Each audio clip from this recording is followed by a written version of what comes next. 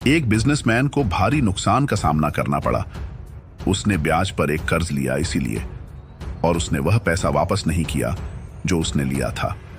और जो आदमी पैसा मांग रहा था वह एक दिन के लिए भी इंतजार नहीं कर सका।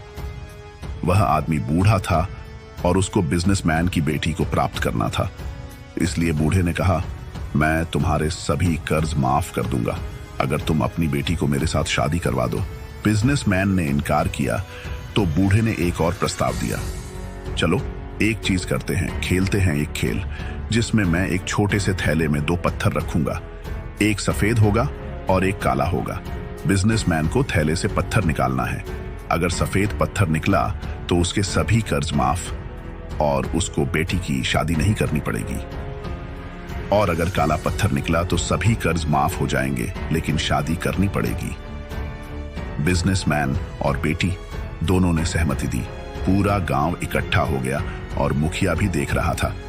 बूढ़े ने जमीन से 2 पत्थर उठाए और थैले में रख दिए, और लड़की ने देखा कि बूढ़े ने दोनों पत्थर काले रख दिए, और काले पत्थर का मतलब था, मैं तुम्हारे सभी कर्ज माफ कर दूंगा लेकिन तुम्हें मेरे साथ शादी करनी पड़ेगी। अगर लड़की ने खेलने से मना किया तो शादी बच जाएगी लेकिन पिता का कर्ज माफ नहीं होगा, और अगर दोनों पत्थर निकाले और बूढ़े का अपमान किया तो वह आदमी कभी ना कभी बदला लेगा। इसलिए आखिरी विकल्प यह था कि एक ऐसा पत्थर निकाला जाए जो काला हो और उसको शादी के साथ कर्ज माफ हो जाए। लड़की ने चालाकी से खेला।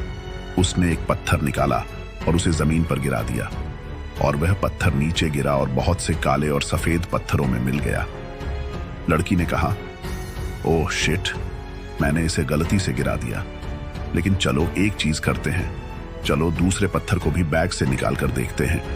अब यदि बैग में सफेद है तो जो मैंने उठाया था वह काला था, और यदि बैग में काला है तो जो मैंने उठाया था वह सफेद था। उसने दूसरा पत्थर बैग से निकाला, यह काला था, जिसका मतलब था कि जो पत्थर तुमने उठाया और गिरा दिया था वह सफेद था। और पूरा गांव देख रहा था, मुखिया भी देख रहा था कि अब कर्ज माफ हो जाएगा और शादी करनी नहीं पड़ेगी।